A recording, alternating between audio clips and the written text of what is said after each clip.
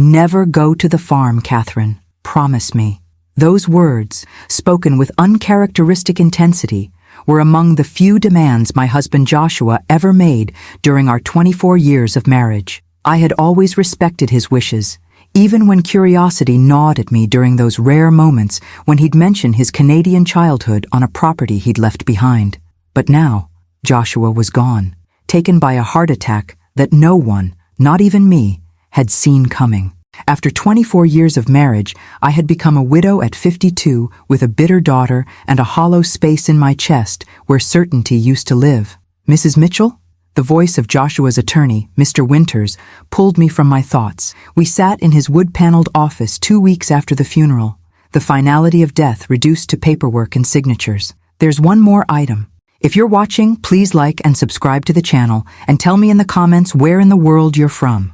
He slid a small box across his desk. Inside lay an antique brass key attached to a maple leaf keychain and a sealed envelope with my name written in Joshua's precise handwriting. "What is this?" I asked, turning the heavy key in my palm. "Your husband purchased a property in Alberta, Canada 3 years ago. According to his instructions, you were only to be informed of its existence after his passing." Mr. Winters adjusted his glasses. "The deed has been transferred to your name. All taxes are paid for the next 5 years. A property? In Canada?" I struggled to process this information. Joshua didn't own any property outside of our home. "It's called Maple Creek Farm. Apparently it was his childhood home, though the deed shows it changed hands several times before he repurchased it. The farm, the place he'd forbidden me to visit, the place that had caused his gentle face to harden whenever it was mentioned. Mrs. Mitchell, there's something else you should know." Mr. Winters lowered his voice. "The property has become quite valuable recently. There have already been inquiries about its availability." "Valuable? It's a farm." "Yes, but according to my information, significant oil deposits were discovered in the region about 18 months ago. Your husband declined multiple offers from energy companies." My head spun with questions. Joshua had never mentioned oil, money, or any property purchase. We'd lived comfortably on his engineering salary and my income as a high school English teacher, but we were hardly wealthy. How had he afforded to buy a farm? And why keep it secret from me? I opened the envelope with trembling fingers. "My dearest Catherine, if you're reading this, then I've left you too soon. I'm sorry. There's so much I should have told you, but couldn't bring myself to face. The farm is yours now. I've spent the last 3 years transforming it from the broken place of my childhood into something beautiful, something worthy of you. I know I made you promise never to go there. I'm releasing you from that promise. In fact, I'm asking you to go, just once, before you decide what to do with it. On the main house's desk is a laptop. The password is the date we met, followed by your maiden name. I love you, Kat, more than you'll ever know. Joshua." I clutched the letter to my chest, tears blurring my vision. Even from beyond the grave, Joshua was full of surprises. "I need to see this place," I said finally. "Of course," Mr. Winters nodded. "But I should warn you, Joshua's family in Canada has contested the will. His brothers claim he was not mentally competent when he repurchased the family property. That's ridiculous. Joshua was the most rational person I've ever known. Nevertheless, they've filed legal objections. Given the property's newfound value, it might get complicated." I tucked the key into my pocket, a strange determination settling over me. "I'm going to Canada, Mr. Winters. Today." 48 hours later, after hastily booked flights and a long drive through the Alberta countryside, I found myself standing before imposing wooden gates marked Maple Creek Farm in wrought iron. Beyond stretched a property far larger and more impressive than I had imagined. Rolling hills, stands of maple trees turning gold with autumn, and in the distance, a large farmhouse and several outbuildings, all freshly painted. This was no broken-down family farm. This was an estate. The key turned smoothly in the gate's lock. As I drove up the winding gravel driveway, my heart pounded with anticipation and apprehension. What secrets had Joshua kept here? What part of himself had he hidden from me for all these years? The farmhouse was a stunning 2-story structure with a wide porch and large windows. Nothing about it suggested the pain Joshua had always associated with his childhood home. This place had been loved, restored, reimagined. My hands shook as I inserted the key into the front door. The lock clicked, the door swung open, and I stepped across the threshold into my husband's secret world. What I saw inside made me gasp, my knees weakening as I gripped the doorframe for support. The entryway opened into a soaring great room with exposed beams and a stone fireplace. But it wasn't the architecture that stole my breath. It was the horses. Not real ones, but everywhere I looked, exquisite paintings of horses in full gallop across endless fields, detailed sculptures capturing their power and grace, photographs of magnificent breeds framed in simple black frames.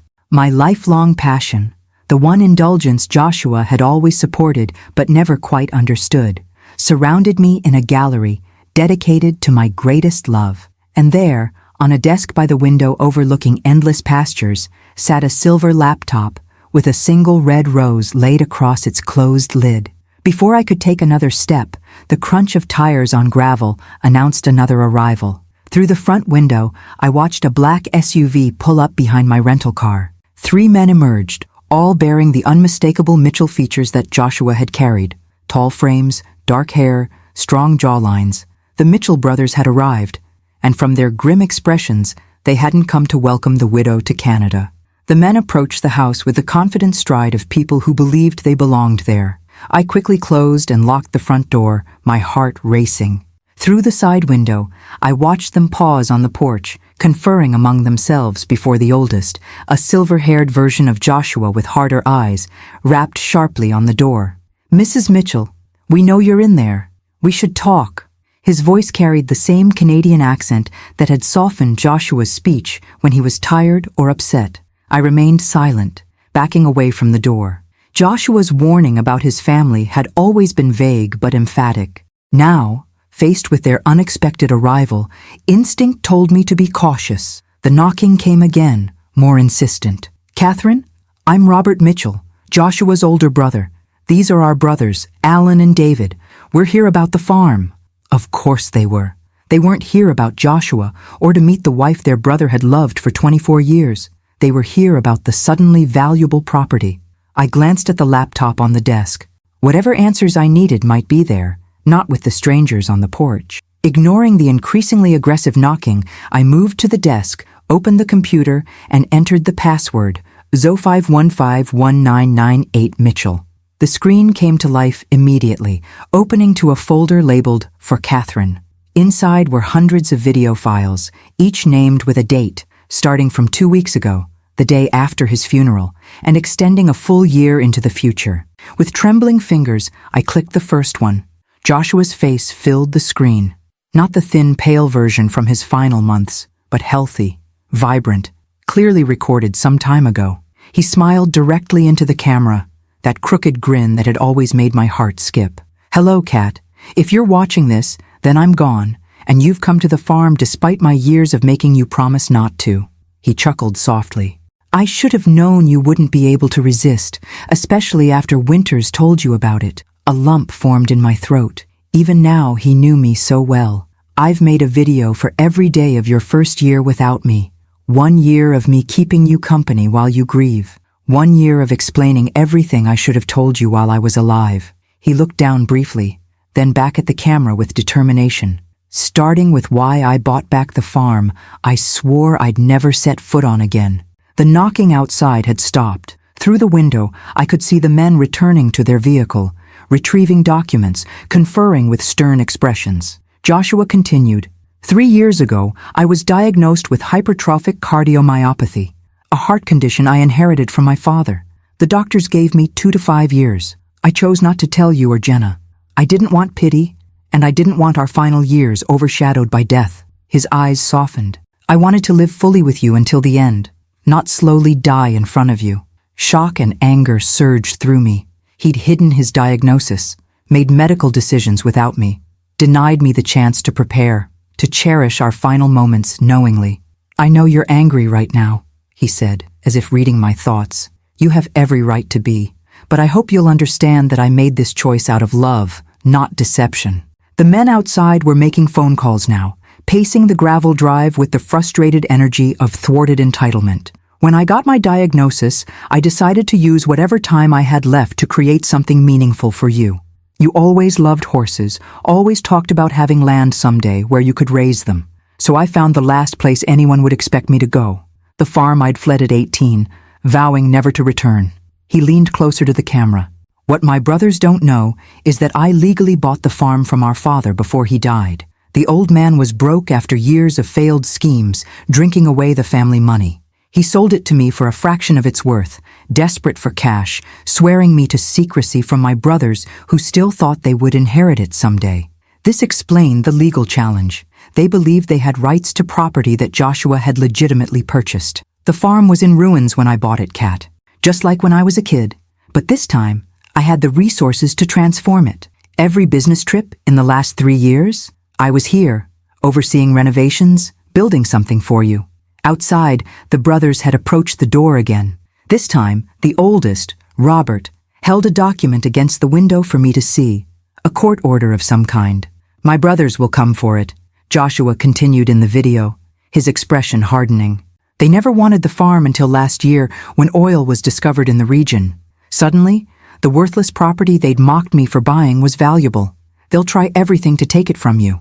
One of the brothers was on the phone again, his expression triumphant as he ended the call. In the bottom drawer of this desk is a blue folder with every legal document you need. The farm is unquestionably yours. I made sure of it. Joshua's face softened again. But Kat, whether you keep it or sell it is entirely your choice. I built this place for you, filled it with beauty for you, but I don't want it to become a burden. A vehicle was coming up the driveway, a police cruiser with Royal Canadian Mounted Police markings. The brothers watched its approach with satisfied expressions. One last thing, Joshua said. In the stables, you'll find 6 horses, all breeds you've admired over the years. The staff I've hired will continue caring for them, whether you're here or not. They're my last gift to you, along with the means to enjoy them. The video ended, freezing on Joshua's smiling face as knocking resumed at the door, more authoritative this time. Mrs. Mitchell, RCMP, we need you to open the door, please. With a deep breath, I closed the laptop, retrieved the blue folder from the drawer, and went to face whatever came next. As I reached for the door handle, my phone rang, Jenna, our daughter, calling from home. I hesitated, then answered, Jenna, now's not a good time. Mom? Her voice was tight with anger. Why didn't you tell me about Dad's farm or the oil? His brothers just called me, offering a fair settlement if I helped them contest the will. What the hell is going on? So they'd reached out to my daughter already. The realization ignited something protective and fierce within me. They weren't just coming after me. They were trying to manipulate my grieving daughter. I'll explain everything later, I promised, watching the police officer exchange words with the brothers. But Jenna, don't sign anything. Don't agree to anything. These men are not our friends. Mom, if there's money involved, this isn't about money, I interrupted, surprising myself with the conviction in my voice. This is about what your father wanted. Please, trust me on this. After a moment of silence, she sighed. Fine, but call me back as soon as you can. I hung up and opened the door to face a young RCMP officer flanked by 3 Mitchell men whose expressions ranged from smug to openly hostile. Mrs. Mitchell, I'm Constable Wilson. These gentlemen have a court order requesting an inspection of the property as part of an ongoing estate dispute. I smiled calmly, channeling the strength Joshua had always admired in me. Of course, Constable. But first, I think you should see these. I held out the blue folder containing Joshua's documentation. My husband anticipated this exact situation. The oldest brother, Robert, stepped forward with a dismissive wave. Family property disputes are complicated, Constable. My sister-in-law is understandably emotional and confused. Actually, I interrupted, I'm neither emotional nor confused. I'm a widow standing on property that legally belongs to me, facing 3 strangers who happen to share my late husband's DNA. I turned to the officer. And I'd appreciate if you'd review these documents before allowing anyone onto my property. The constable took the folder, his expression neutral as he began examining the contents. The Mitchell brothers exchanged glances, their confidence visibly wavering for the first time. I thought of Joshua's video, of the secret he'd kept to spare me and Jenna unnecessary pain, of the magnificent gift he'd created in his final years. Whatever game his brothers were playing, I was determined not to lose the last tangible expression of my husband's love without a fight. The constable looked up from the documents. His expression changed. These appear to be in order, Mrs. Mitchell. A clear deed transfer, properly notarized statements, even certified bank records of the original purchase. He turned to the brothers. Gentlemen, I don't see grounds for forcing an inspection today. This appears to be a matter for the civil courts. Robert's face flushed with anger. This is outrageous. That woman has no right. That woman, I interjected calmly, is Joshua Mitchell's wife, and I have every right to be here. As the brothers reluctantly retreated to their vehicle, followed by the apologetic constable, I felt a strange sense of both loss and discovery. The husband I thought I knew completely had kept secrets, some painful, others breathtakingly beautiful. Now I faced a choice: retreat to the safety of my familiar life, or step fully into this unexpected legacy and the battle that came with it. I closed the door, walked back to the desk, and opened the laptop again. Tomorrow's video awaited, and with it, more pieces of the man I had loved and was only now beginning to fully understand. Outside, the Mitchell brothers might have lost this skirmish, but their expressions as they drove away made one thing abundantly clear.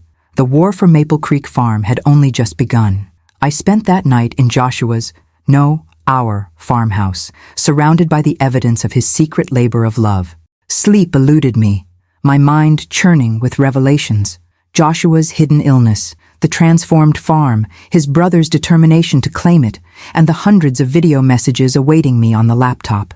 At dawn, I explored the property properly for the first time. The main house was a masterpiece of restoration, blending original farmhouse elements with modern comforts. Every room reflected thoughtful consideration of my tastes, from the library filled with first editions of my favorite novels to the sunroom overlooking the eastern pastures, perfect for morning coffee. But it was the stables that truly took my breath away. As promised in Joshua's video, 6 magnificent horses occupied the spotless stalls: an Andalusian, a Frisian, 2 quarter horses, a thoroughbred, and a gentle Appaloosa that nickered softly when I approached. "Good morning, ma'am." The voice startled me. A man in his early 60s emerged from the tack room, wiping his hands on a cloth. "I'm Ellis. Your husband hired me to manage the stables." "Catherine Mitchell," I replied, extending my hand. "Though I suspect you already knew that." He nodded, a gentle smile crinkling the corners of his eyes. "Mr. Mitchell spoke of you often during his visits, said you had a natural way with horses that he never managed to acquire. You knew my husband well?" Ellis hesitated. "As well as he allowed anyone to know him, I suppose. He was here every month for the past 3 years, overseeing everything personally. Never delegated a decision if he could make it himself." That sounded like Joshua, methodical, hands-on, attentive to detail. "The black Frisian there," Ellis continued, nodding toward a magnificent stallion watching us with intelligent eyes. "That's Midnight. Your husband spent months tracking him down specifically. Said he reminded him of a horse in a painting you loved." My heart clenched. The Stubbs painting of a black horse against a stormy sky. I'd admired it at a museum 20 years ago, and Joshua had remembered. "Did he—" I hesitated, unsure how to frame the question. "Did my husband ever mention his health to you?" A shadow crossed Ellis's weathered face. "Not directly. But these last 6 months, he pushed harder, worked longer hours, added more features to the property. Like a man racing against a clock only he could see." The confirmation stung, but also explained the driven quality I'd sensed in Joshua during his final months. I'd attributed it to work stress, never imagining he was creating all this while knowing his time was limited. "His brothers were here yesterday," I said, watching Ellis's reaction carefully. His expression hardened. "They've been circling since the oil was discovered on neighboring properties, suddenly very interested in the family farm they hadn't visited in decades. What can you tell me about them?" Ellis secured a stall door before answering. "Robert's the oldest, runs some investment firm in Toronto. Always acted like he was doing Joshua a favor by acknowledging him. Alan's the middle one, lawyer, slick talker, and David's the youngest, followed Robert into finance, always in his shadow. And their relationship with Joshua? Strained doesn't begin to cover it. From what I gathered, they tormented him as a child, city boys who visited the farm reluctantly, looking down on him for staying to help your father-in-law run the place." Ellis shook his head. "When Joshua returned to buy the property, They mocked him for wasting money on worthless land, right up until the Petersons struck oil 2 properties over. This aligned with the fragments Joshua had shared over the years: his difficult childhood, his escape to the United States for college, his reluctance to discuss his Canadian family. "They'll be back," I said, more to myself than to Ellis. "Count on it." He nodded grimly. But Mr. Mitchell prepared for that. He was always 3 steps ahead. Back at the house, I forced myself to eat breakfast before opening the laptop for today's video. Joshua appeared on screen, seated in what I now recognized as the farm's library. "Good morning, Kat. I hope you slept well in our new home." He smiled that crooked smile I missed with physical intensity. "Today, I want to show you something special." The camera moved as he carried it through the house, down a hallway I hadn't explored, stopping at a locked door. "This room is for you alone. The key is in the top drawer of the bedside table, the antique silver one with the horse engraving." I paused the video, went to the master bedroom, and found the key exactly where he'd described. Retracing Joshua's path from the video, I located the door, unassuming, situated at the end of the east wing. The key turned smoothly in the lock. I pushed the door open and gasped. A fully equipped art studio filled the large corner room, bathed in perfect northern light from floor-to-ceiling windows. Easels, canvases, paints, brushes, everything a painter could desire, arranged with loving precision. I hadn't painted in 20 years. After college, I'd set aside my artistic aspirations to teach, to help support us while Joshua built his engineering career, to raise Jenna.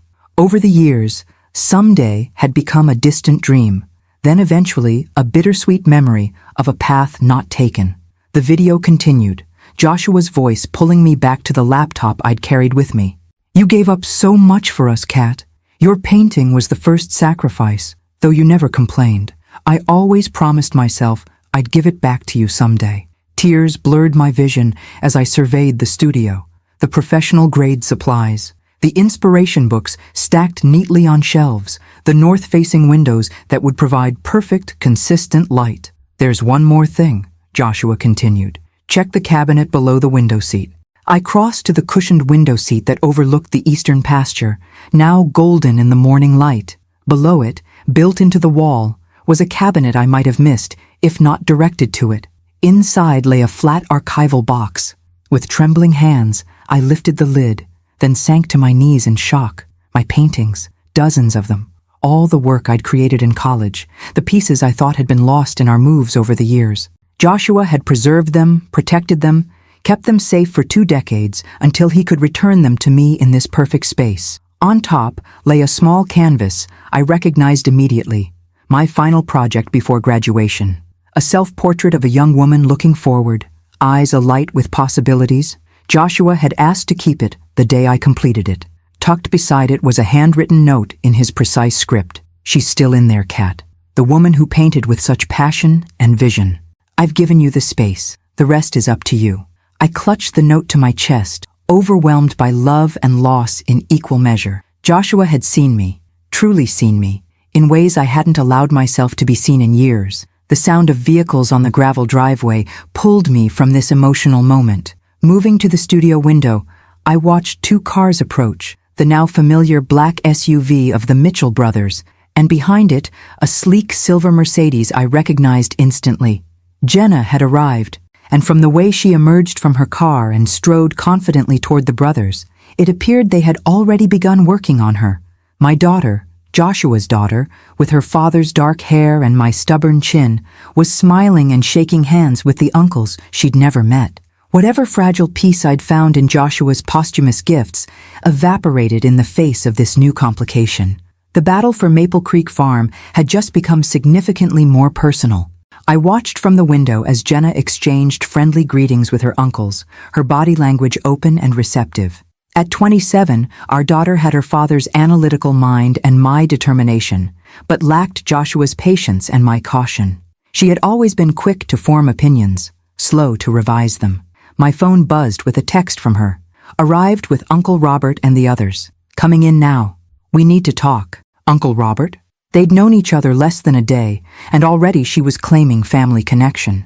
I tucked Joshua's note into my pocket, locked the studio behind me, and went to face this new alliance. They entered without knocking. Jenna using the familiarity of daughter's privilege, the brothers following in her wake like wolves behind a unwitting guide. "Mom!"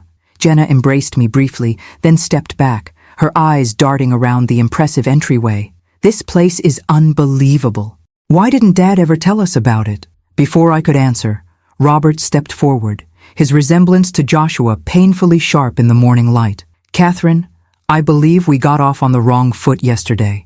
We were surprised by your sudden appearance, just as you were surprised by ours." His conciliatory tone didn't match the calculating look in his eyes. Beside him, Alan and David maintained carefully neutral expressions, though I noticed Alan clutching a leather portfolio that undoubtedly contained legal documents.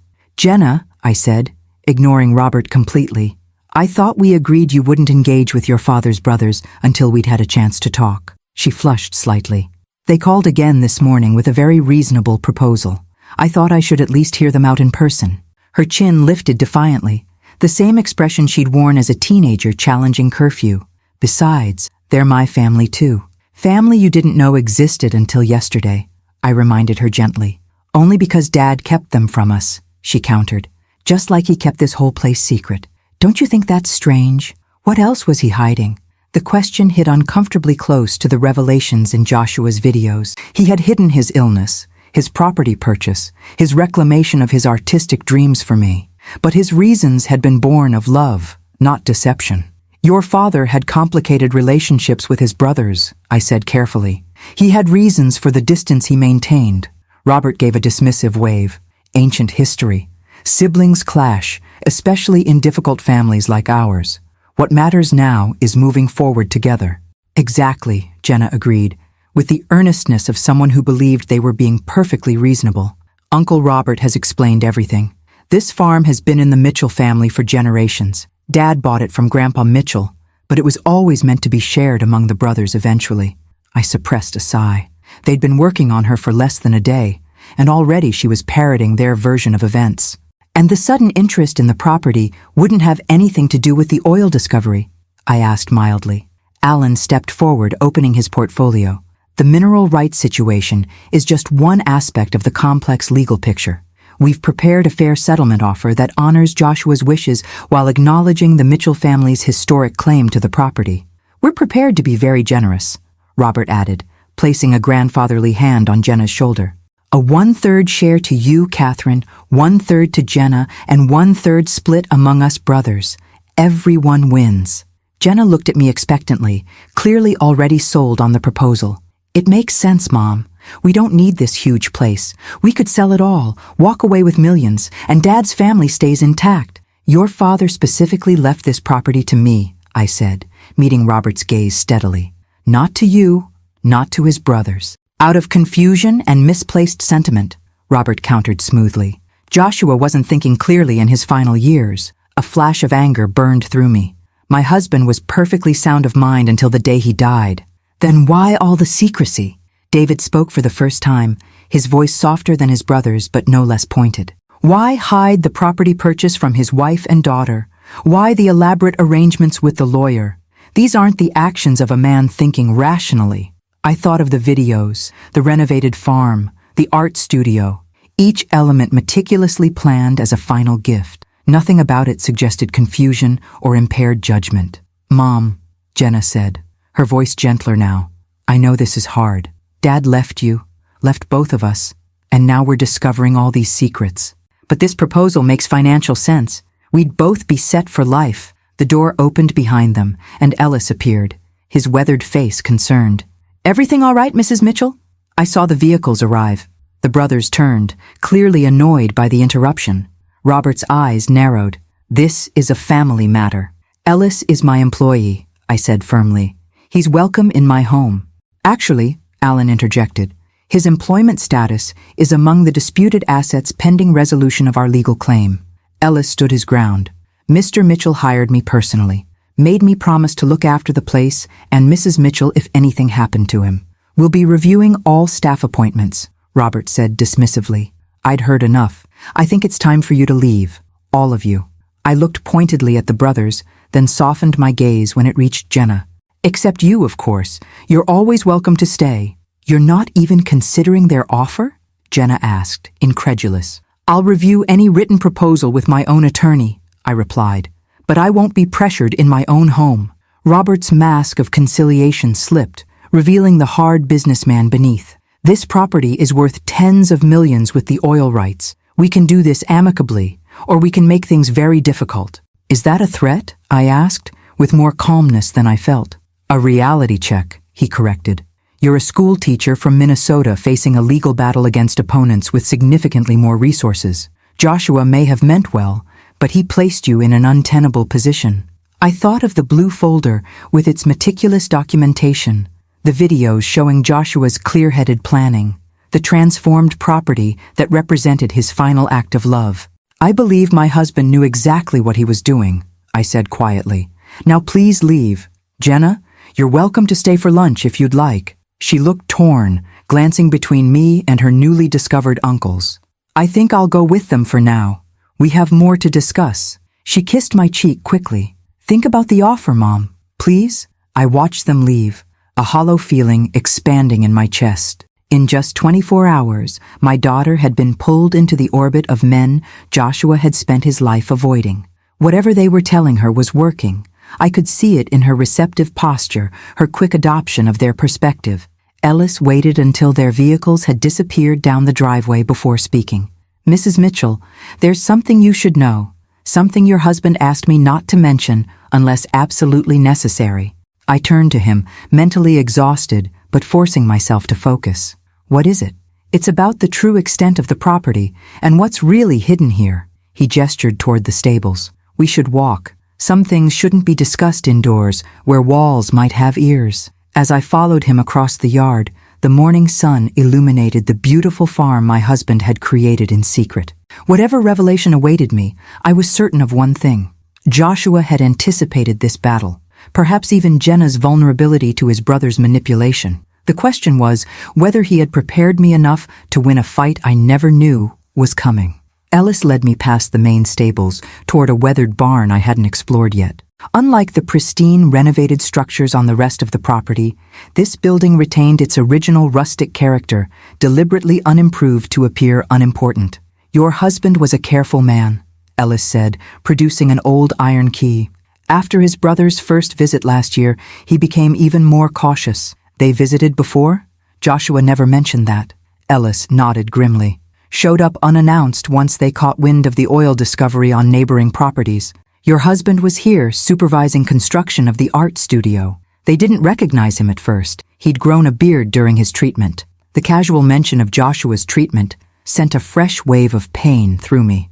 While I'd been obliviously teaching high school literature in Minnesota, my husband had been here, sick, creating this sanctuary while fending off his predatory brothers. What happened? He observed them from a distance, then left without revealing himself. That night, he made changes to the property plans. Ellis unlocked the barn door. Starting with this, the door swung open to reveal an ordinary-looking barn interior. Hay bales, old farm equipment, dust motes dancing in beams of sunlight filtering through gaps in the walls. Ellis moved confidently to the back corner, shifting several bales to expose a trap door set into the dirt floor. Your husband installed this entrance last winter. The workers thought they were building a root cellar. He pulled the heavy door upward, revealing a sturdy wooden staircase descending into darkness. After you, Mrs. Mitchell. Curiosity overcoming apprehension, I followed Ellis down the stairs. At the bottom, he flipped a switch, and lights flickered on, revealing a concrete tunnel stretching forward into the earth. What is this place? Your husband called it insurance. I call it genius. Ellis gestured for me to follow as he walked the tunnel. The Mitchell brothers think they know the full extent of the property and its value. They don't. The tunnel extended perhaps 50 yards before opening into a large concrete room filled with filing cabinets, a desk with computer equipment, and walls covered with maps and documents. Welcome to Joshua's war room, Ellis said, a hint of pride in his voice. Everything he collected about his brothers, their business dealings, and the true value of Maple Creek Farm. I moved to the nearest wall where a detailed survey map was pinned, showing not just the farm, but surrounding properties for miles. Red markings indicated oil deposit locations, with handwritten notes about depth, quality, and extraction challenges. I don't understand, I said, turning to Ellis. Joshua knew about the oil. Not at first. He bought this place to renovate for you. Pure and simple. But about 18 months ago, when Peterson's land showed oil, he hired geologists to survey Maple Creek secretly. Ellis pointed to the map. They found something unexpected. The largest deposit isn't under the eastern section where everyone's drilling. It's here, under the western acres that look worthless. I studied the map more carefully, noting the concentration of red markings on the rugged, apparently unusable portion of the property that stretched into the foothills, land Robert hadn't even mentioned in his proposed division. The oil company surveys missed it because the formation is unusual, deeper and shaped differently than they expected, Ellis continued. Your husband verified it with 3 independent experts, swearing them to secrecy. So the property is even more valuable than his brothers realize? Exponentially. But that's not all. Ellis moved to a filing cabinet, withdrawing a thick folder. Joshua documented decades of questionable business practices by all 3 brothers. Tax evasion, insider trading, misappropriation of client funds. Enough evidence to ruin them professionally if it ever came to light. I leafed through the meticulous documentation, recognizing Joshua's thorough approach to problem solving. Email printouts, financial records, sworn statements from former employees. He had built an airtight case against his brothers. Why would he collect all this? Protection. Ellis sat at the desk, gesturing for me to take the other chair. He knew they'd come after the farm once he was gone. He wanted you to have leverage. I thought of Robert's smug confidence, Alan's legal maneuvering, their quick work turning Jenna against me. He anticipated everything. Not everything, Ellis said quietly. He didn't expect them to get to your daughter so quickly. The reminder of Jenna's betrayal stung. They're manipulating her with half-truths and promises of wealth. And playing on her grief, Ellis added. She lost her father suddenly. They're offering a connection to him through shared blood and history. Powerful draw for a young woman mourning her dad. He was right. Jenna had always been Daddy's girl, sharing Joshua's analytical mind and love of puzzles. His death had left her adrift, vulnerable to anyone offering connection to him. What do I do now? I asked, half to myself. That depends on what you want, Ellis replied. You could sell everything, property, oil rights, the whole package, and walk away wealthy but perhaps forever estranged from your daughter. You could fight the brothers legally using this leverage, which might win the battle but worsen family wounds. Or what? You could do what your husband always did. Think 3 steps ahead and find the path no one expects. I considered this as I continued examining the war room. On the desk sat a framed photograph I'd never seen before.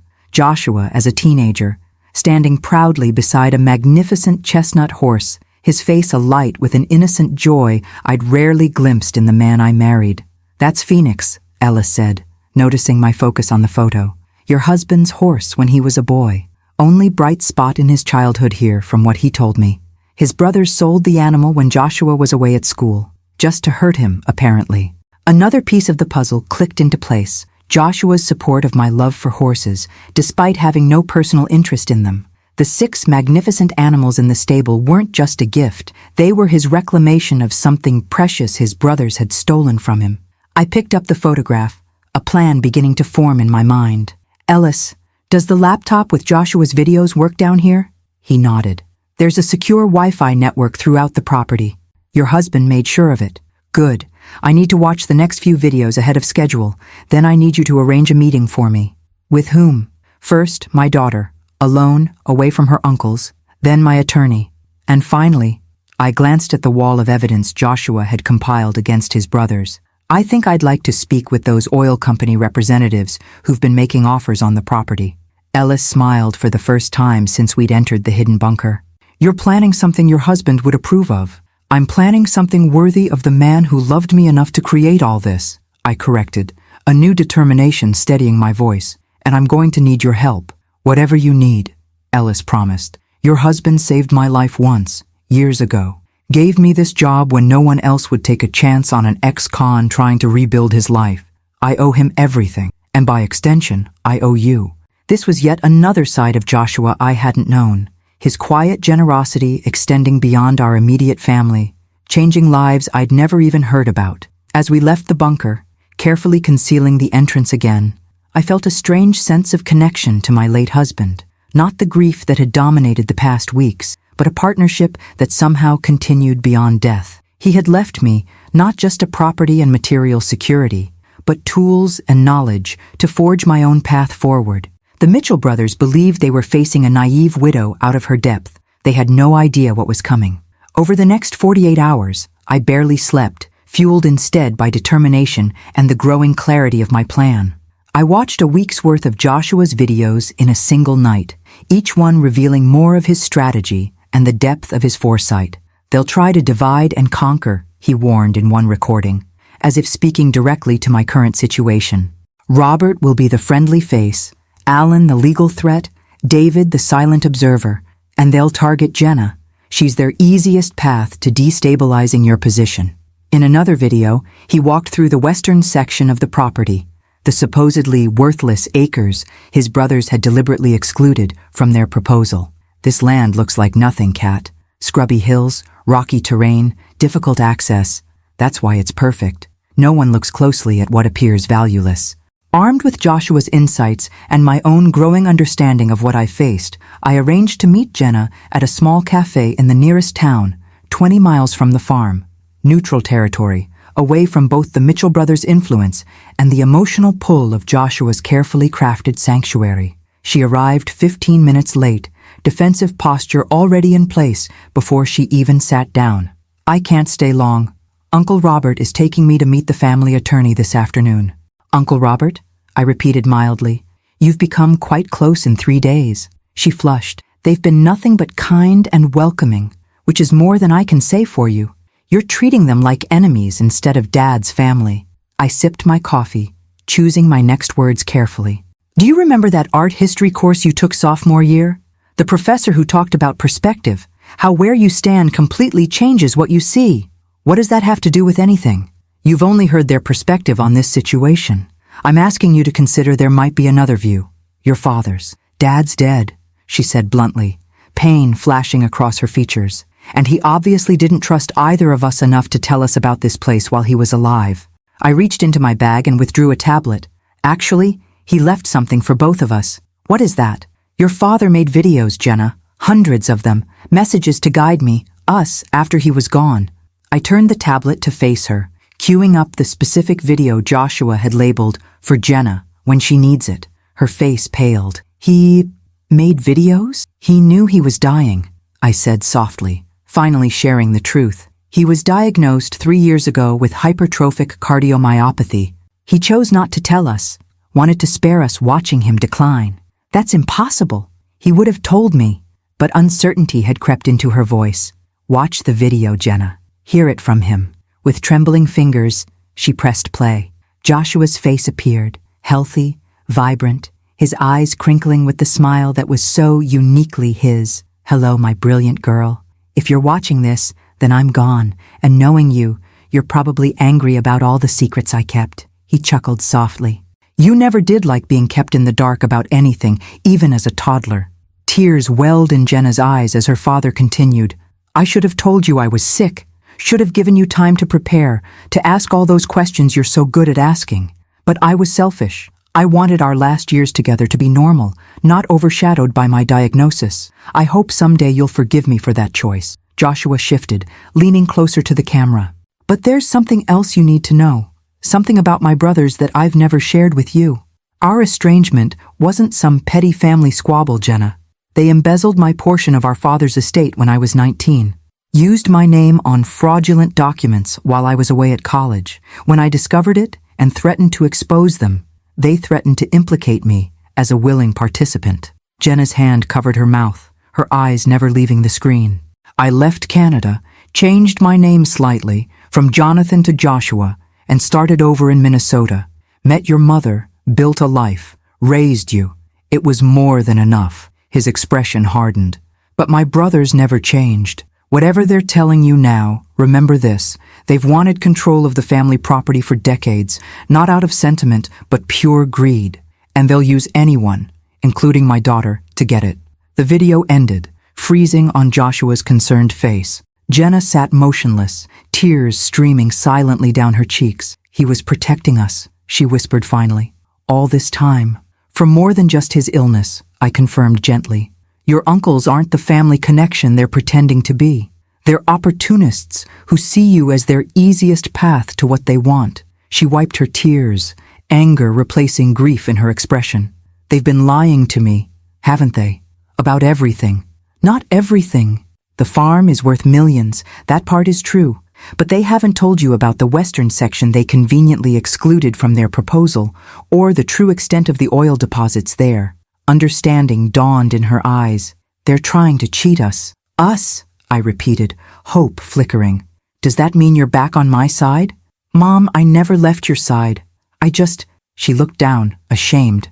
I wanted to feel connected to Dad through his family. They had stories about him as a kid, photos I'd never seen. I understand, I assured her, reaching across the table to squeeze her hand. Grief makes us vulnerable in ways we can't anticipate. But now, we need to be smarter than they are. Together.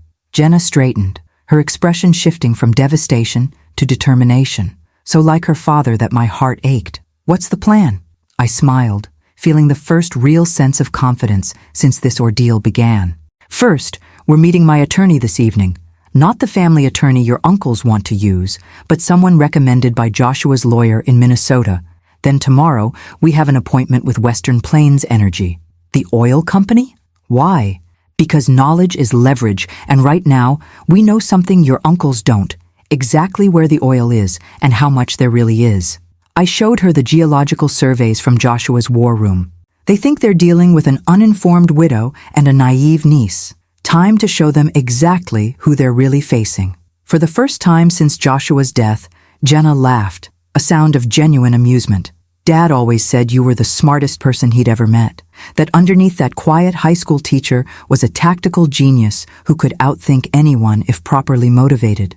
Did he really say that? I asked, surprised. All the time.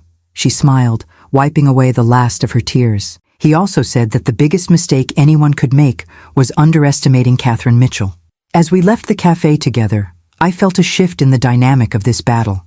The Mitchell brothers had unwittingly united us instead of dividing us. They had no idea that their apparent early success with Jenna had only set the stage for their ultimate defeat. Later that evening, with Jenna beside me, I laid out my complete plan to the attorney Joshua had selected for this exact scenario. His expression moved from professional interest to undisguised admiration as he grasped the full scope of what I proposed. Mrs. Mitchell, he said finally, your husband said you would surprise me with your strategic thinking. He was right. My husband, I replied, was right about a great many things, including, it seemed, his belief in my ability to not just survive his death, but to emerge stronger from the crucible of grief and betrayal. The Mitchell brothers arrived at Maple Creek Farm exactly when I expected, 10 a.m. sharp, 3 days after my meeting with Jenna. Their black SUV crunched up the gravel driveway with the confidence of men who believed victory was merely a formality. Behind them followed a silver Mercedes I didn't recognize, likely their attorney or financial advisor. I watched from the great room window, dressed not in the casual clothes they'd seen previously, but in a tailored suit I'd purchased specifically for this meeting. Appearances matter when staging a coup, and I intended to present myself not as a grieving widow, but as the formidable opponent Joshua had always known me to be. They're here, I called to Jenna, who emerged from the kitchen looking equally professional in a dark blue dress, her father's watch, one of his most treasured possessions, prominently displayed on her wrist. Ready? She asked, nervousness and determination warring in her expression. Completely. I squeezed her hand. Remember, let them talk themselves into a corner first. Ellis appeared from the back of the house. The others arrived through the service entrance. They're set up in the dining room as you requested. I nodded appreciation. Perfect timing. The doorbell rang, and Ellis moved to answer it with the practiced deference of a caretaker who knew his role in this carefully choreographed performance. Good morning, gentlemen, I heard him greet them. Mrs. Mitchell and Miss Jenna are expecting you. This way, please. They entered with the easy entitlement of men accustomed to controlling rooms. Robert led, followed by Alan with his ever-present legal portfolio, and David bringing up the rear. Behind them walked a silver-haired man in an expensive suit who radiated corporate authority. Catherine, Robert nodded, his smile not reaching his eyes. We appreciate you agreeing to this meeting. This is Harrison Wells, CEO of Northern Extraction. We thought it might be productive to have an industry expert join our discussion about the property's potential. So they'd brought an oil executive to intimidate me with technical jargon and market valuations. Predictable. How thoughtful, I replied pleasantly. I've had the dining room prepared for our meeting. Shall we? I led them through the house, noting their assessing glances at the renovations Joshua had completed. In the formal dining room, a large table had been set with documents at each place, water carafes and coffee service, the picture of professional preparation. Please, sit, I gestured. I believe we have much to discuss. As they settled into their chairs, expressions of confidence still firmly in place, I remained standing at the head of the table. Before we begin, I said, I want to thank you for your previous proposal. It was educational. Robert's smile widened, clearly interpreting my comment as submission. We're pleased you've had time to consider our offer. With Mr. Wells' expertise, we can discuss the most advantageous arrangement for dividing the property's assets. Yes, division, I mused, picking up a remote control from the table. That's precisely what I'd like to discuss. I pressed a button, and a hidden screen descended from the ceiling at the far end of the room. The brothers exchanged surprised glances. Clearly, they hadn't expected this level of preparation. If you'll direct your attention to the presentation, I continued, clicking the remote again. A detailed map of Maple Creek Farm appeared on the screen, showing property boundaries, topographical features, and geological formations. This is the complete survey of Maple Creek, I explained. All 2,200 acres, not just the eastern 800 acres mentioned in your proposal. Alan shifted uncomfortably. The western section is undevelopable rocky terrain. We excluded it for simplicity's sake. How considerate, I smiled, except for one small detail. Another click, and the map overlaid with oil deposit locations, the complete geological survey from Joshua's war room, showing the massive reserve beneath the worthless western acres. Harrison Wells straightened in his chair, professional mask slipping as he leaned forward to study the projection with sudden intense interest. As you can see, I continued calmly, the primary oil deposit extends predominantly beneath the western section, the acres you so generously offered to exclude from our fair division. Robert's face flushed. These surveys are unreliable. Northern Extraction's analysis indicates— Actually, interrupted a new voice as the connecting door opened. Those surveys have been verified by 3 independent geological teams. The Mitchell brothers turned in shock as Thomas Reeves, CEO of Western Plains Energy, Northern Extraction's primary competitor, entered the room, followed by my attorney and 2 individuals in business attire. What is this? Robert demanded, half rising from his chair. This, I said pleasantly, is a meeting about the true value and future of Maple Creek Farm. Mr. Reeves has expressed significant interest in the property's potential, particularly after reviewing the complete geological data my husband compiled. Harrison Wells shot a betrayed glance at the Mitchell brothers. You told me you had exclusive negotiating rights to this property. They don't, my attorney interjected smoothly, placing additional documents on the table. Mrs. Mitchell holds clear, uncontested title to the entire property, including all mineral rights. The documents you've been shown by the Mitchell brothers have no legal standing whatsoever. Robert slammed his hand on the table. This property has been in the Mitchell family for generations. Joshua had a moral obligation. Moral obligations? Jenna spoke for the first time, her voice steady despite her white-knuckled grip on her water glass. Like the moral obligation you had to my father when you stole his inheritance, or forged his signature on loan documents, or threatened to implicate him in your financial crimes if he exposed you?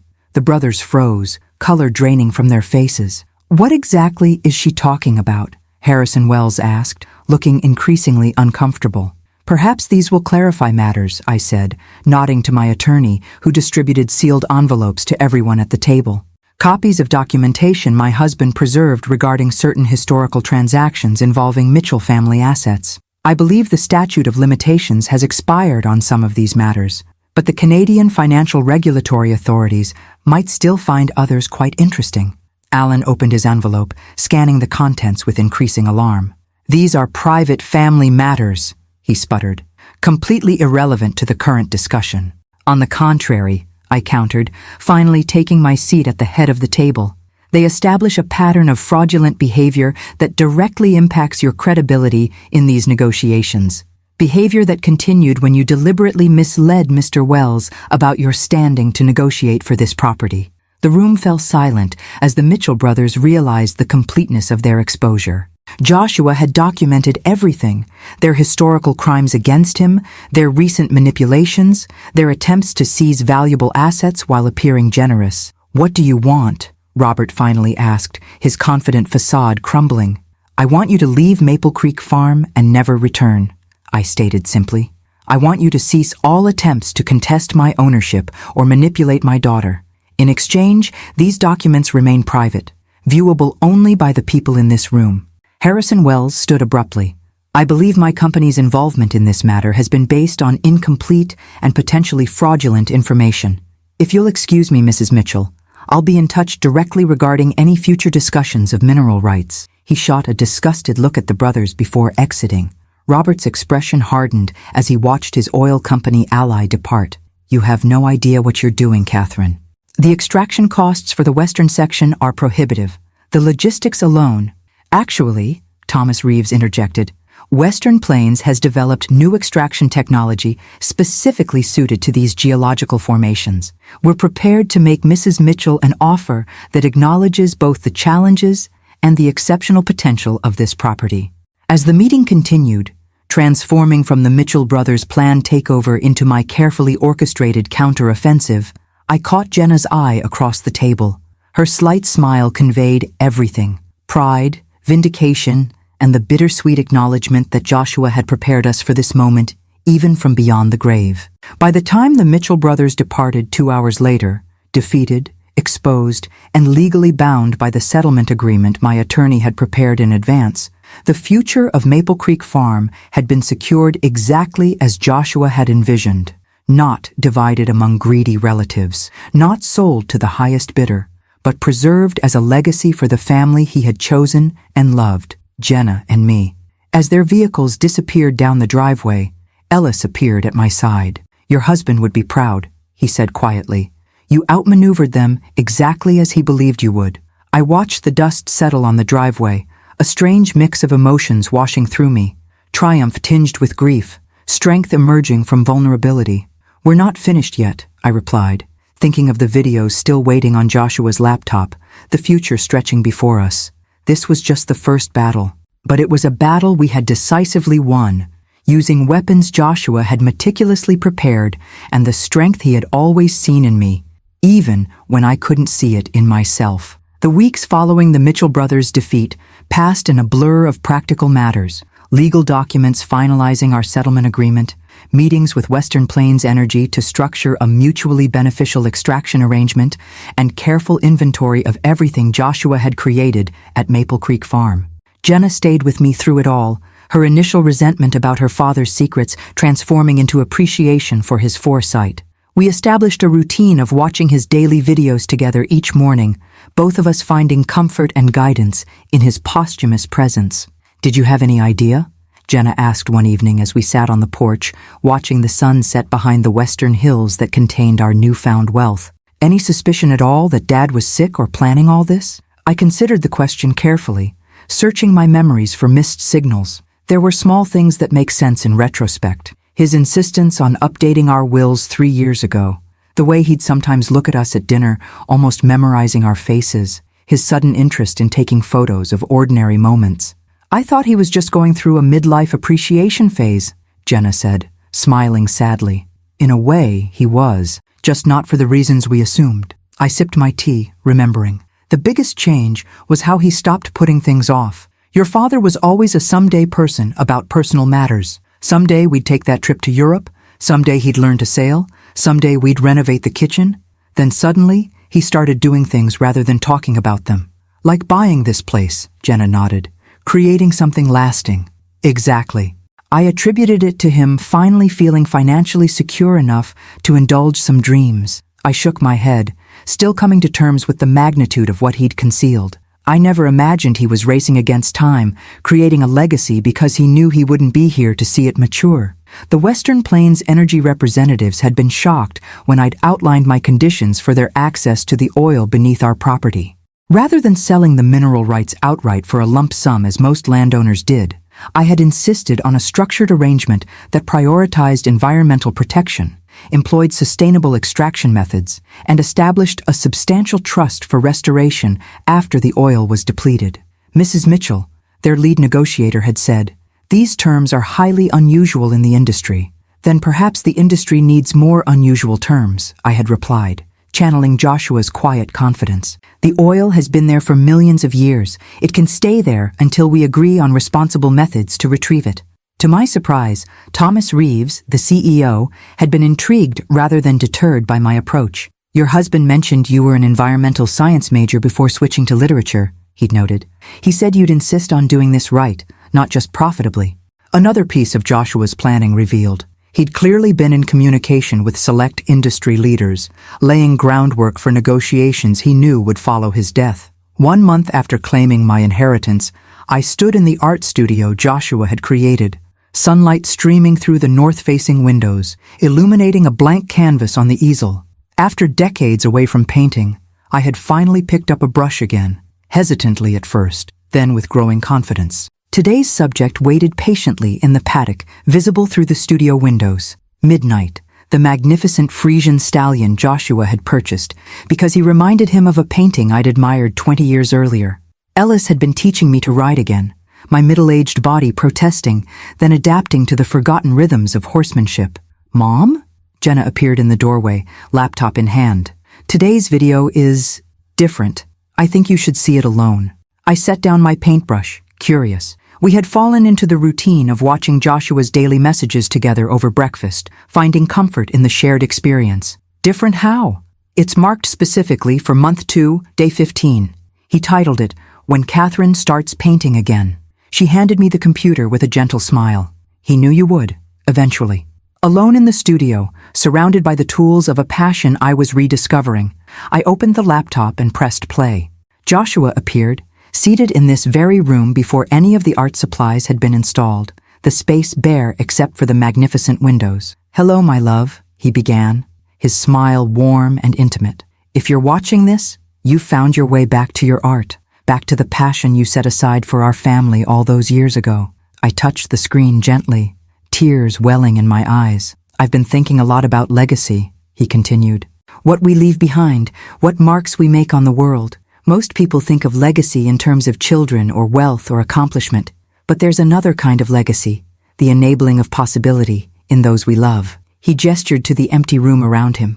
"This space isn't finished yet, but in my mind, I can see it completed, filled with light and color and your creations. I imagine you standing before an easel, brush in hand, finally giving form to the visions you've carried inside you all these years." I glanced at the half-finished portrait of Midnight on my easel, struck by how closely it aligned with Joshua's imagination. "I've structured everything to give you freedom, Kat," he continued. "Financial security through the oil rights, protection from my brother's interference, a beautiful space to create. But what you do with that freedom, that's your legacy to build, not mine to dictate." He leaned closer to the camera, his expression intense. "The farm, the horses, the art studio, they're not the inheritance. They're just the tools. The real inheritance is possibility, the chance to become more fully yourself without constraint." I paused the video, overwhelmed by the depth of his understanding. Joshua had known me better than I knew myself, had seen the dormant artist still alive within the practical teacher and devoted mother I'd become. When I resumed the video, his expression had softened again. "I have one request, though it's yours to accept or decline.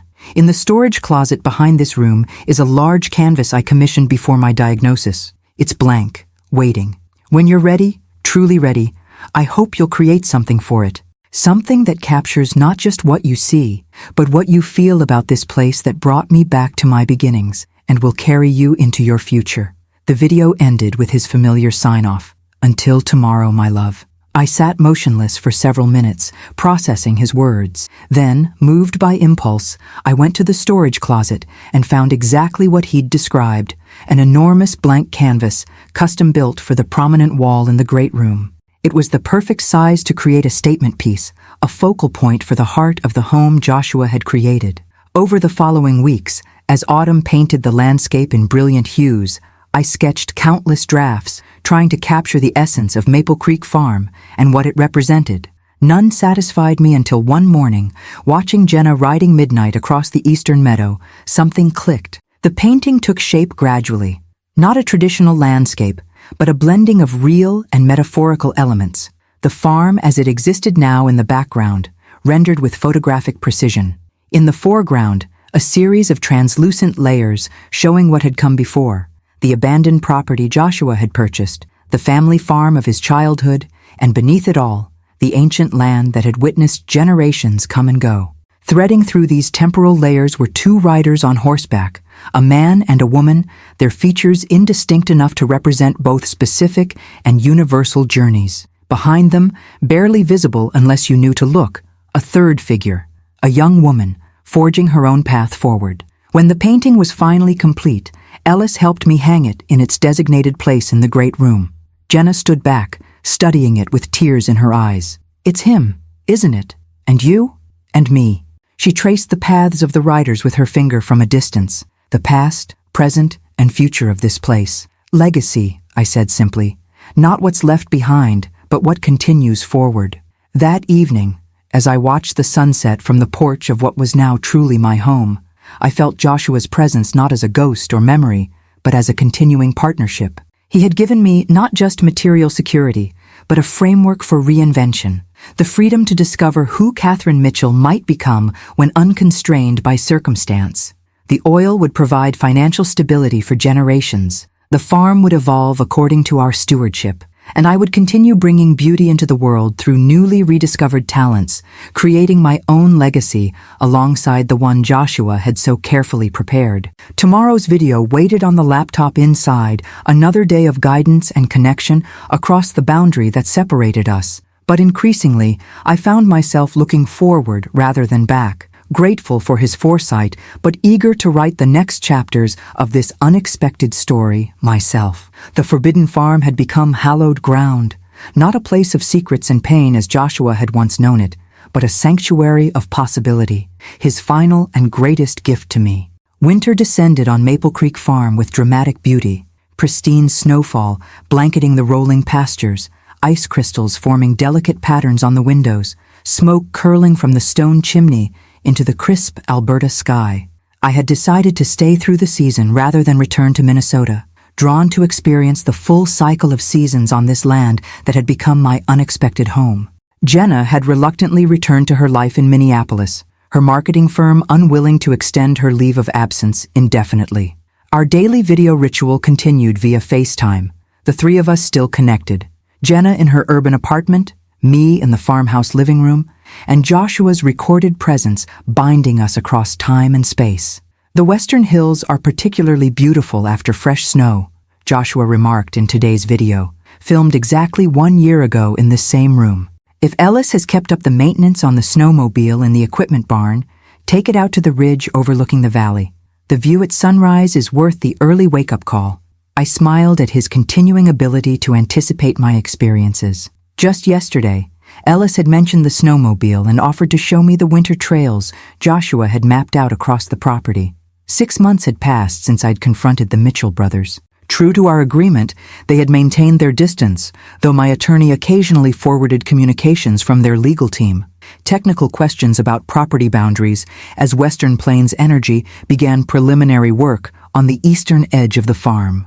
The oil extraction project was proceeding with deliberate care, the company honoring our unusual arrangement that prioritized environmental protection over rapid profit. Thomas Reeves had become an unexpected ally, his initial business interest evolving into genuine respect for the sustainable approach Joshua had envisioned and I had insisted upon. My phone rang, pulling me from these thoughts.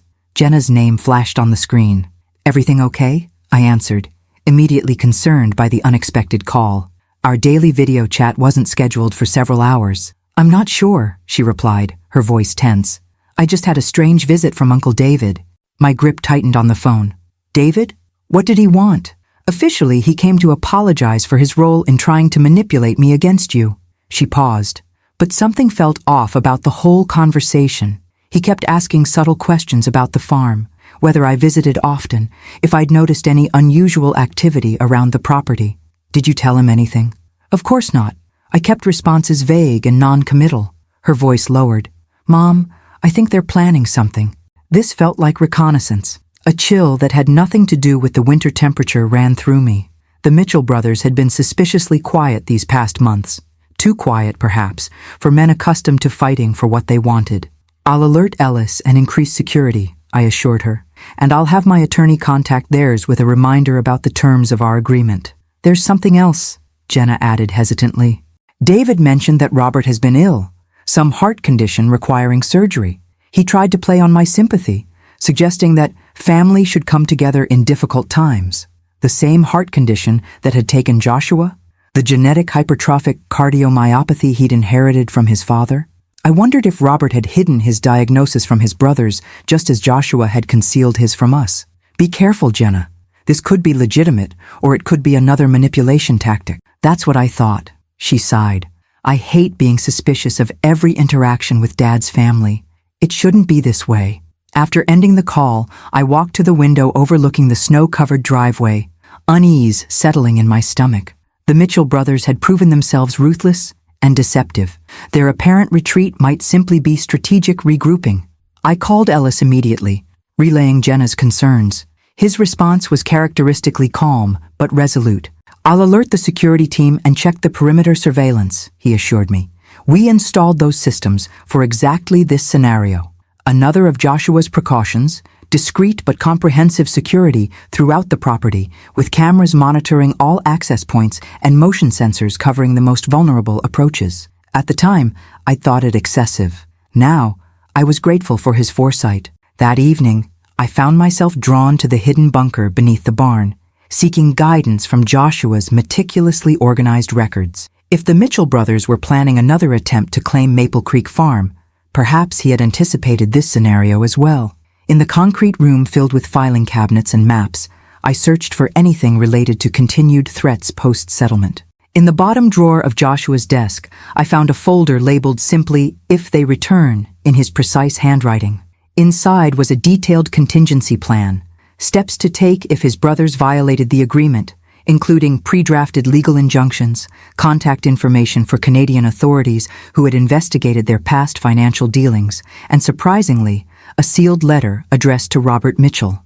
A note in Joshua's handwriting was paperclipped to the envelope. A last resort. Only deliver if absolutely necessary. What had my husband written to his estranged older brother that he considered so potentially powerful or damaging that it should only be used in extremis? The envelope was sealed, the contents a final mystery Joshua had left for me to uncover only if circumstances demanded it. I returned to the main house, the sealed letter secure in my pocket, my mind turning over possibilities and strategies. Outside, gentle snow began falling again, adding another pristine layer to the winter landscape. The next morning, Ellis knocked on my door as I was finishing breakfast. "We have visitors," he announced, his expression grave. "All 3 Mitchell brothers, plus 2 men I don't recognize." "At the gate?" He nodded. "They're requesting entry. Robert claims it's a personal family matter, not related to the property dispute." I moved to the great room window, which offered a view of the entrance gates in the distance. 2 vehicles waited there, the familiar black SUV and a more modest sedan. "What do you think they really want?" I asked Ellis. "Nothing good," he replied bluntly. "But refusing to see them might provoke whatever they're planning. Better to control the encounter on our terms." I considered this, hand unconsciously touching the letter in my pocket. "Have security stay alert but not visible. Let them approach the main house only, no access to other buildings." As Ellis went to convey these instructions, I called my attorney to inform him of the unexpected visit, then Jenna to warn her that her uncles had appeared at the farm less than 24 hours after David's casual visit to her. "Do you want me to come?" she asked immediately. "I can be on the next flight." "No," I decided. "Stay where you are. This might be exactly what they want, to get both of us here, isolated from our legal support system." Through the window, I watched the gates open, allowing the 2 vehicles to proceed up the long driveway. Steeling myself, I went to my bedroom to retrieve one additional item Joshua had left for precisely this type of confrontation. A small digital recorder disguised as a decorative brooch. Whatever the Mitchell brothers wanted, I intended to have a record of every word. When the doorbell rang, I was waiting in the great room, seated calmly in the armchair facing the entryway, the recorder pinned to my sweater, the mysterious letter secure in my pocket. Ellis answered the door with professional courtesy, ushering in our unwelcome visitors. Robert entered first, looking noticeably thinner than at our last encounter, his complexion grayish beneath his tan. Alan and David followed, their expressions carefully neutral. The two strangers brought up the rear, one carrying a medical bag, suggesting he was a physician, the other holding a leather portfolio, similar to those favored by legal professionals. "Catherine," Robert nodded in greeting, his voice lacking its usual commanding tone. "Thank you for seeing us without an appointment." "Family always seems to arrive unexpectedly," I replied mildly. "Please sit." "Ellis, would you bring coffee for our guests?" As they arranged themselves on the sofas opposite my chair, I noted the tension in their postures, the way Alan kept glancing at Robert with poorly concealed concern. Whatever had brought them here, it centered on the eldest Mitchell. "I'll be direct," Robert began once Ellis had departed for the kitchen. "I've been diagnosed with the same heart condition that took Joshua, hypertrophic cardiomyopathy. It runs in the family." So Jenna's information had been accurate. I maintained a neutral expression, waiting for him to continue. "My condition is advanced. The specialists give me 6 months without intervention, possibly years with the right treatment." He gestured to the man with the medical bag. "This is Dr. Harmon, my cardiologist, and Mr. Pearson, my personal attorney." "I'm sorry to hear about your health challenges," I said carefully, "but I'm not clear on why this brings you to Maple Creek Farm." Robert exchanged glances with his brothers before continuing. "I need a heart transplant, Catherine, but there's a complication. Our family has a rare blood type and tissue markers that make finding a compatible donor extremely difficult." A creeping suspicion began forming in my mind. That sounds challenging, but again, why come to me with this? "Because, Dr. Harmon interjected professionally, "based on the medical records we've reviewed, your late husband would have been a perfect donor match for Robert. And given the genetic factors involved, there's a significant probability that your daughter might be compatible as well." The audacity of their request hit me like a physical blow. They wanted to test Jenna, to use my daughter's body as a potential source of salvation for the man who had tried to steal her inheritance and turn her against me. "You want my daughter to be tested as a potential donor for you?" I clarified, making sure the recorder captured every word of this extraordinary conversation. "Just preliminary blood work to check compatibility," Alan jumped in smoothly. "Nothing invasive at this stage. And if she matches," I pressed, "what then?" "Then we would hope she might consider becoming a living donor," Robert replied. "The procedure allows for partial liver transplantation with minimal risk to the donor. Her liver would regenerate completely within months." I sat in stunned silence, marveling at their breathtaking entitlement. After attempting to manipulate, deceive, and defraud us, they now expected my daughter to undergo major surgery for a man she barely knew. A man who had tried to turn her against her own mother. "Let me understand correctly," I said finally, my voice steady despite my internal turmoil. "You tried to steal this property from me, attempted to turn my daughter against me with lies and half-truths, and now you're here asking if she'll undergo surgery to save your life?" Robert at least had the grace to look uncomfortable. "I understand how this appears, but we're still family, Catherine. Blood connects us, whether we choose it or not." "Blood," I repeated thoughtfully, remembering Joshua's videos, his painful history with these men, his determination to protect Jenna and me from their toxic influence. "You're right about one thing, Robert. Blood does connect us, but not in the way you think." I withdrew the sealed letter from my pocket, noting the flash of recognition in Robert's eyes. "Joshua left this for you," I said, holding it just out of his reach, "with instructions to deliver it only if absolutely necessary." "I believe this qualifies." Robert stared at the sealed envelope in my hand, recognition and apprehension flickering across his drawn features. "Joshua wrote to me? Apparently he anticipated that even a legal settlement wouldn't keep you away permanently." I held the letter, making no move to hand it over yet. He prepared for every contingency, including this one. An uncomfortable silence fell over the room. "Dr." Harmon shifted awkwardly, clearly sensing he'd been brought into something more complex than a straightforward medical consultation. The Mitchell brothers exchanged glances, some unspoken communication passing between them. "Before I give you this," I continued, "I want absolute clarity about what you're asking. You want my daughter, The same young woman you manipulated and lied to 6 months ago to undergo medical testing and potentially major surgery to save your life? It sounds callous when you phrase it that way, Alan interjected. But yes, essentially. Robert's condition is grave, and family members provide the best chance for compatible donation. Why not David or Alan? I asked, looking at the other brothers. Siblings are typically even better matches than nieces, Doctor. Harmon cleared his throat. We've tested both Mr. Mitchell's brothers. Neither is compatible due to some unusual genetic factors. And there are no other siblings, I pressed, watching their reactions carefully.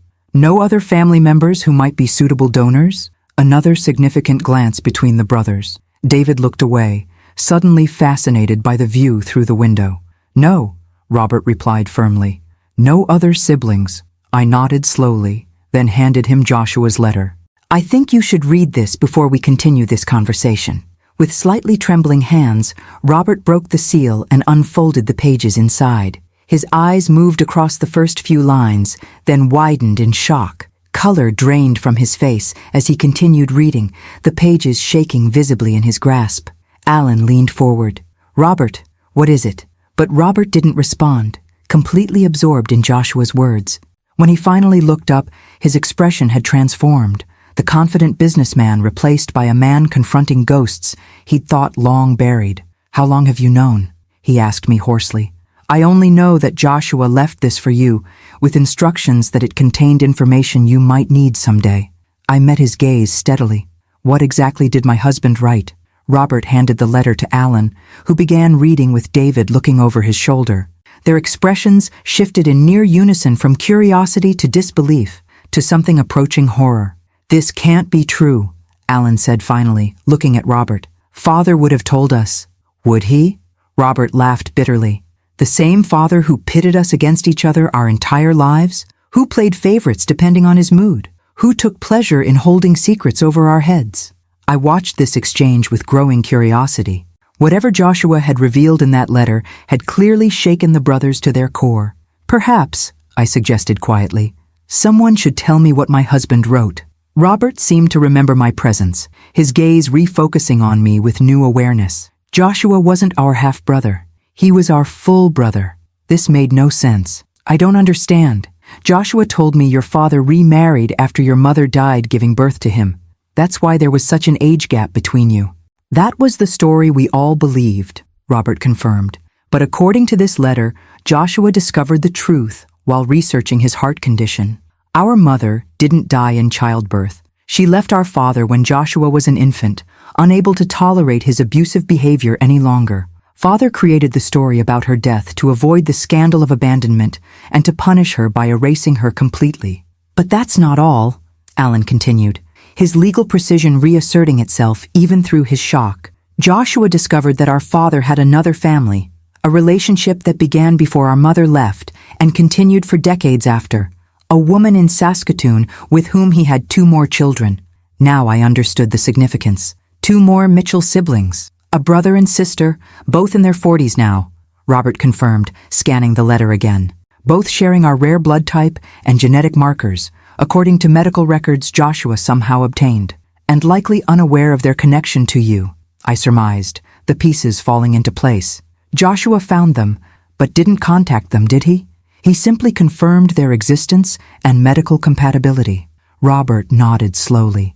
According to this, he even had their contact information verified annually through a private investigator, ensuring it remained current. In case one of you ever needed what you're asking of Jenna now, I finished for him. A compatible donor from family you never acknowledged. The irony was breathtaking. The Mitchell brothers had come to ask my daughter, the niece they had tried to manipulate and defraud, for potentially life-saving organ donation, while completely unknown siblings existed who might provide the same medical match. There's more, David said quietly, having taken the letter from Alan. Joshua writes that he only discovered all this after his own diagnosis. He was already planning Maple Creek Farm for you, Catherine, but learning about these other siblings solidified his resolve to break completely from the Mitchell family legacy of secrets and manipulation. He writes that he wanted to create something honest and transparent to leave behind, something built on love rather than obligation. Tears pricked at my eyes as I recognized my husband's values in those words. Even from beyond the grave, he was teaching all of us about integrity and truth. "So," I said finally, "it seems you have alternatives to approaching my daughter. 2 half-siblings who share your medical markers. Strangers," Robert protested weakly. "We don't even know these people." "And whose fault is that?" I countered. "Your father chose to keep them secret. You and your brothers chose to treat Joshua as less worthy than yourselves. Now you face the consequences of those choices." "Doctor," Harmon cleared his throat again, "forgive me, but from a medical perspective, any potential donor should be contacted quickly. Mr. Mitchell's condition is deteriorating rapidly." I considered the man before me, Robert Mitchell, once powerful and intimidating, now diminished by illness and the collapse of his family mythology. Despite everything he had done, I couldn't find satisfaction in his suffering. Joshua wouldn't have wanted that. "The contact information for your half-siblings," I said. "Is it included in the letter?" Robert nodded mutely. "Then I suggest you begin there," I told him. "Not with demands, but with humility and truth. Tell them who you are, explain your medical situation, and give them the choice that should be theirs to make, just as such a choice would be Jenna's alone. Not mine, not yours, if you had approached her with honesty from the beginning." "And if they refuse?" Alan asked. "Then Jenna can decide for herself if she wishes to be tested," I replied. "But she'll make that decision with complete knowledge of all facts and alternatives. No manipulation, no pressure, no lies." The Mitchell brothers absorbed this in silence, the family resemblance between them and my late husband suddenly more apparent in their chastened expressions. Joshua had had their same strong jawline, the same deep-set eyes, features I now noticed with new clarity. "We'll go," Robert said finally, rising with effort from the sofa. "Thank you for this." He gestured to the letter, which David carefully folded and returned to the envelope. As Ellis showed them out, I remained seated, processing the unexpected revelation and its implications. Joshua had known he had other siblings, family members who might have welcomed him, who shared his biological heritage. Yet he had chosen to keep that knowledge in reserve, using it only as protection for Jenna and me after he was gone. That evening, as snow fell gently outside the windows of Maple Creek Farm, I opened the laptop for the day's video from Joshua. His familiar face appeared on the screen, recorded exactly a year ago in this very room. "Hello, my love," he began, his smile warming me across time. "If I've calculated correctly, today might be the day my brothers finally play their medical card. They've known about my condition for years. Our father made sure to inform them when I was first diagnosed as a teenager, though they never offered help then." I gasped softly, once again astonished by his foresight. "If they've approached you or Jenna about donation compatibility, then you've given them the letter about our other siblings." His expression grew thoughtful.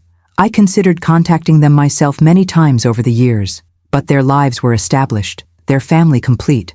I questioned my right to disrupt that with ancient history and biological connections that might mean nothing to them." He leaned closer to the camera. "The truth is, Kat, family isn't about blood. It's about choice. I chose you and Jenna as my family. I hope whoever Robert and the others approach will be allowed the same freedom of choice, to help or not, to connect or not, without manipulation or obligation." As the video continued, Joshua sharing his thoughts on family and legacy with characteristic thoughtfulness, I felt a sense of completion settling over me. The Mitchell brothers had come seeking to use Jenna as a means to an end, just as they had always used Joshua. Instead, they had been forced to confront the tangled web of secrets their father had woven and the consequences of their own choices. Whether they would reach out to their newly discovered siblings with genuine openness or the same manipulative tactics they'd always employed remained to be seen.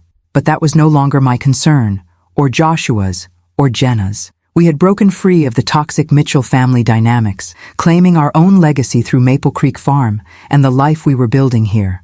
Joshua had transformed his childhood prison into my sanctuary, his painful past into my promising future. The forbidden farm had become hallowed ground indeed, not because of the oil beneath its soil or the financial security it provided, but because it represented Joshua's final triumph over the family that had rejected him and the lasting love that had sustained him. Spring would come again to Maple Creek Farm. The horses would run in green pastures, Oil would be carefully extracted from the western hills, and I would continue creating art in the studio my husband had designed. Jenna would visit when she could, perhaps bringing children of her own someday to ride horses and explore the land their grandfather had reclaimed. And Joshua would remain present in the legacy he had so carefully crafted, not just in the daily videos that would eventually end, but in every corner of this place that reflected his love, his foresight, and his determination that the mistakes of the past would not dictate the shape of the future. The forbidden had become the cherished. The secret had become the celebrated. And I, Catherine Mitchell, had become the caretaker of a legacy built not on obligation or blood, but on the purest foundation of all, love freely given and gratefully received. Until tomorrow, my love, Joshua said, as the day's video concluded. Until tomorrow, I whispered back, knowing that while tomorrow would bring a new video, a new message from the past, it would also bring me one day closer to the future I was now creating, inspired by his example, but shaped by my own emerging strength. The legacy of Maple Creek Farm continued, no longer forbidden, but forever transformed. Thank you very much for watching. Share with those who also like stories, subscribe, and tell me in the comments if you liked my story. Cheers.